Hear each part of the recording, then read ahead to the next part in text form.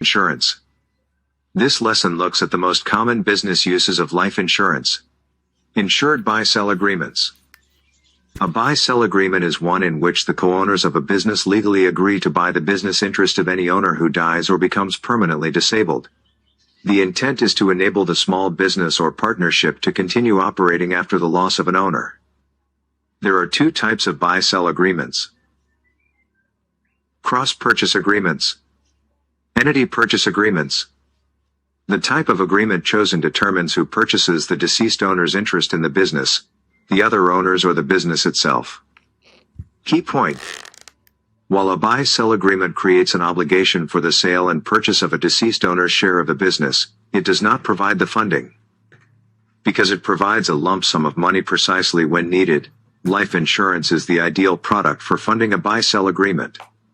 Most buy-sell agreements use permanent life insurance. When life insurance is used to support a buy-sell agreement, the arrangement is called an insured buy-sell agreement. Cross-purchase buy-sell agreement.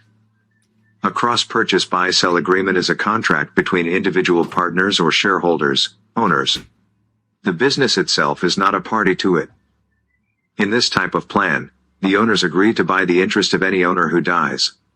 Each owner buys a life insurance policy on each of the other owners, naming themselves the policy's beneficiary. When an owner dies, the surviving owners use their policy proceeds to buy their share of the deceased owner's interest from his or her heirs. The number of life insurance policies needed to fund a cross-purchase agreement is determined by the formula, N times N-1, where N is the number of owners. The face amount of each policy equals that owner's proportional share of one owner's interest in the business. Because of the number of life insurance policies involved, the cross-purchase approach makes more sense when there are just a few partners or owners involved. When there are more than a few parties involved, an entity purchase agreement may be more appropriate. Example. In a cross-purchase buy-sell agreement, the total number of policies required is determined by the formula N times N-1, where N is the number of owners. If there are two owners, i.e., N equals 2, the number of policies needed is 2, i.e., 2 times 1 equals 2.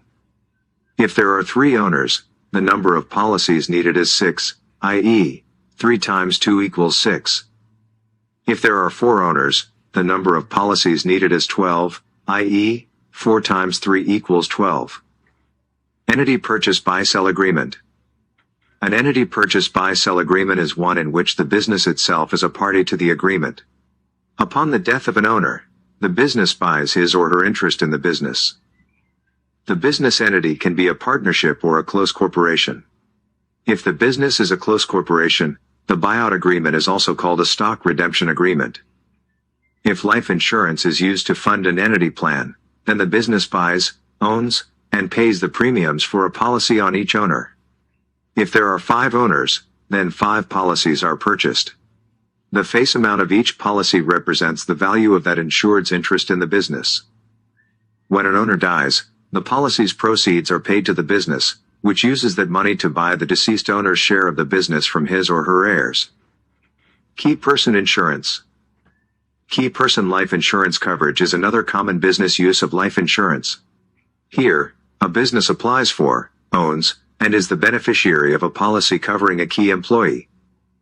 Businesses may use key person insurance proceeds for any purpose, which may include making up for the loss of revenue the business can expect with the key employee's death, locating and training a replacement, demonstrating to creditors and analysts that the business can continue despite the key person loss, paying outstanding loans. If a key employee terminates employment, the employer has 2 basic options. Transfer the policy to the terminating employee, as a gift or by selling it, usually for an amount equal to the policy's cash value. Remain the policy's owner and either collect the death benefit when the insured dies or surrender it for its cash value. Key point. It's all about the business. The insured employee has no ownership rights in a key person life insurance policy. Non-qualified plans. A non-qualified plan is any arrangement in which an employer offers a benefit to select employees, usually executives, that is not offered to all employees. The term non-qualified refers to the fact that these plans do not meet the non-discrimination rules of the federal pension law known as ERISA. Non-qualified plans are generally intended to supplement qualified retirement plan benefits, making them a valuable resource in attracting and retaining key executives. While other variations exist, there are 4 common types. Executive Bonus Plan, Deferred Compensation Plan, Salary Continuation Plan, Split Dollar Plan, Executive Bonus Plan. An executive bonus plan is one in which an employer agrees to pay some or all of the premiums on a life insurance policy purchased for a company executive, who is the policy owner. The employer can deduct the premium payments as compensation paid to the employee. On the other hand, the executive must include the employer's premium payments as income on his or her annual tax return. Because the executive owns the life insurance policy, he or she has full ownership rights, including the right to name the beneficiary and take out policy loans. Deferred Compensation Plan. A deferred compensation plan is an arrangement under which an employee, normally a senior executive, agrees to defer a portion of his or her salary until a future date, typically retirement, when he or she will likely be in a lower marginal income tax bracket. The employer loses the current income tax deduction it would have had if the income had been paid to the executive. However, it can deduct benefits paid under the agreement to the executive when they are actually distributed. Under the typical plan, benefits are forfeited if the executive fails to meet conditions spelled out in the agreement, including prohibiting the executive from going to work for a competitor. This risk of forfeiture is a necessary condition to qualify for deferred income taxation. Life insurance, which must be owned by the business, is commonly used as the funding instrument. At the executive's retirement, the business may use the policy's cash value as the source of funds to pay the executive's deferred compensation. If the executive dies before retirement, the employer receives the death benefit and may pay compensation to the executive survivors, in accordance with plan provisions. Salary Continuation Plan. More formally called a Supplemental Executive Retirement Plan, SERP, a salary continuation plan is closely related to the deferred compensation plan described above. However, unlike a true deferred compensation plan, a salary continuation plan does not involve the deferral of compensation. Instead, the employer agrees to pay a portion of the employee's salary for a specified period after he or she retires. Split Dollar Plan. A split dollar plan is any arrangement in which the premiums, cash value, and death benefit of a permanent life insurance policy are split between the employer and an employee. The employee is the insured, but the employer must be the policy owner so that employer-paid premiums are not taxable to the employee. There are 3 types of split dollar plans. Traditional, classic, split dollar. The employer's portion of the annual premium equals the amount by which the policy's cash value increases that year. The employee pays the difference. At the employee's death, or surrender of the policy, the employer is paid an amount equal to the cash value. The employee's beneficiary receives the remainder of the face amount. Reverse split dollar. The opposite of the classic plan. Here, the employer's portion of the premium equals the cost of the pure insurance protection for that year. The employee pays the difference, essentially funding the cash value, which the employee's beneficiary receives at the employee's death. Equity split dollar. The employee's portion of the premium equals the cost of the pure insurance protection for that year. The business pays the difference, which essentially funds the cash value. As with the classic plan, the employer is paid an amount equal to the cash value at the employee's death. Corporate-owned life insurance, COLI. Aside from key person life insurance, which serves a clear business need, there is one type of life insurance plan that exists solely for the employer's benefit, corporate-owned life insurance, COLI. A COLI is any type of individual life insurance taken out by a company on the lives of its employees for the exclusive benefit of the company. Under a COLI plan, the corporation is the owner and beneficiary of individual policies on individual employees, rank and file as well as key employees. It names itself as the beneficiary. The policies can remain in place even after the employee quits or retires.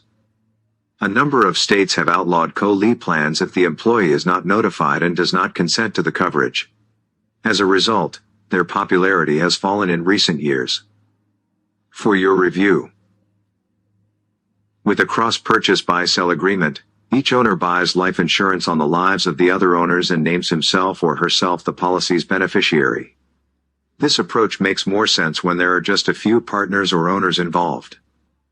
With an entity purchase buy-sell agreement, the business itself purchases and owns a life insurance policy on each owner. Under a key person, or key employee, insurance plan, a business applies for, owns, and is the beneficiary of a policy covering the life of a key employee. A non-qualified retirement plan is any arrangement in which an employer offers a benefit to a select employee, or group of employees, usually executives, that is not offered to all employees. The two most common types of non-qualified plans are the Deferred Compensation Plan and the Salary Continuation Plan, also called a Supplemental Executive Retirement Plan, SERP. A split dollar plan is an arrangement under which a permanent life insurance policy is bought on the life of an employee, often a key executive, and the policy premiums and death benefit are split between the employer and the executive.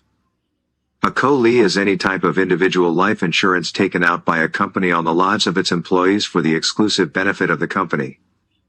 Please pause the audio and watch the video. You can restart the audio playback at any time. When it comes to its role in the business market, life insurance is, well, all business. The ability of life insurance to deliver a specific sum of money at precisely the time needed, which is either at the death of the owner or a key employee, makes life insurance a logical solution for many business needs. Once a business owner is aware of the role that life insurance can play in meeting this variety of important needs, the sale is usually a simple process of completing the paperwork, because most business owners realize that life insurance, purchasing life insurance for a business need, is simply a good business decision. Now, let me make clear that business life insurance is a use for life insurance. It is not a type of life insurance. Virtually any type of term or permanent life insurance may be used for any of the business insurance purposes discussed in this lesson. Now, to help you remember some of the common uses for business life insurance, just kind of think about who the key people are in the company and what might happen upon their death. Let's begin with the owner of a business. When the owner dies, who's going to purchase that business? Life insurance has a role to play in that. And when we talk about the transfer of business ownership and the role that life insurance plays, that brings up the topic of buy-sell agreements. Quick point to make about that. You'll hear the term buy-sell life insurance. As I like to say, buy-sell life insurance is what you do and your customer do. They buy and they sell life insurance. That's not. A buy-sell agreement is a legal contract or a legal agreement that specifies the terms under which business ownership will be transferred upon the death of the owner. There are two basic types of buy-sell agreements involving life insurance, and this lesson describes them. I want to take a moment to explain them in a little more detail. And they are the cross-purchase approach and the entity purchase approach. The question with both of them is, who is the owner of the life insurance policies? Their basic purpose is the same: to fund a buy-sell agreement. In a cross-purchase agreement, think of it, cross-purchase, each owner, it implies there's more than one owner, each owner purchases a life insurance policy on the other owners. So if there are three owners, owner number one buys a policy on owner 2 and 3, and so forth. An entity purchase agreement is one where the entity, the business itself, buys a life insurance policy on each owner. Now, what you'll need to know for your licensing exam and for practical purposes for your work in the business market is which one is better for the policy owner. And that really, it depends on a couple of factors, one of which is the number of owners involved. The more owners there are, the more policies need to be purchased in a cross-purchase plan. And that may become a prohibitive factor if there are a lot of owners. Think of it. If there are 5 business owners and each one needs to buy a policy on the other 4 people, well, that's 5 times 4, 20 life insurance policies that would have to be paid in the cross-purchase example. In that example of 5 business owners, in a business purchase situation, the business would buy 5 life insurance policies. So 5 policies with an entity purchase plan, 20 policies with a cross-purchase plan might be good from a sales perspective, but I'm not sure it's exactly what the business owners have in mind when you present these options to them. Okay, everybody, if you made it this far, you made it to the small quiz after each chapter. I appreciate it if you like this kind of content. You would subscribe and like. I usually send out new videos every Tuesday right now. That may change in the future. All the following statements about key life insurance coverage are true except the key employee has no ownership rights in the policy. The business applies for and owns the policy. I want to say this one. Alright, so which of the following is the most appropriate use of life insurance? Now, if you like doing these kind of quizzes, I'd like to have a live show in the future. I got to make sure everybody's interested in it. I want to make sure I got real people subscribing. So leave a comment below if you're interested. That way I know people are actually getting this far. And we can do a live little quiz in the future. For those who are going to pursue this insurance business, side hustle or full-time, whatever you decide. Which of the following is the most important use of life insurance? Buying life insurance to save for a vacation, buying insurance to insure all parties to a business, buying life insurance on an unrelated person as an investment, buying life insurance to obtain workers' compensation protection. Which of the following is the most appropriate?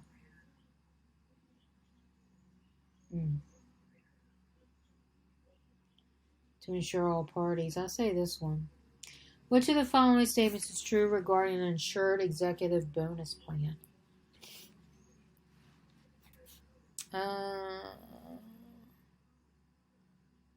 Executive is the policy owner. I would say the employer is a policy owner, but the executive pays the premium. Bonus plan. I'm pretty sure the employer can also choose the beneficiary. I think a lot of these are true. But we'll see what they say. Okay, all the following statements regarding an insured executive bonus plan are correct except one of these is wrong. The employer is required to pay all the premiums. Yeah, I would think that would be correct. The executive owns the life insurance policy. The employer can take income tax deductions for premium payments it makes under the policy. I don't know about that one. The executive can choose the beneficiary under the policy. I don't think that's correct either. All right, let's see how we did. We only got one right. So this is why I was going to do these live so y'all can help me out here. Okay. The one that is not correct is the key employee's family receives the death benefit. So under a key person plan, the business applies for, owns, and is the beneficiary of the policy, covering the life of key employees. Coverage compensates the employer for the loss of a key employee when he or she dies. 2 is the only one I got correct. Buying life insurance to insure all the parties to a business buy and sell an agreement. Number 3, the only one that is true. Remember, I think I had this one at first. The executive is the policy owner, so I should have left it alone. I would have got it correct.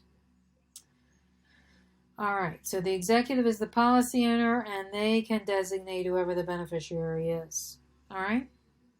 Okay, all the following statements regarding an insured is true except the employer is required to pay all the premiums for the policy. This is not true. The premium payments are deductible as compensation paid to an employee.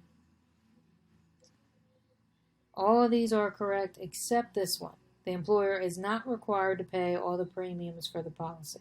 You got to read it backwards because the way it's read here, that sounds correct. All right, thanks everybody who stayed till the end. I'll see you on the next lesson.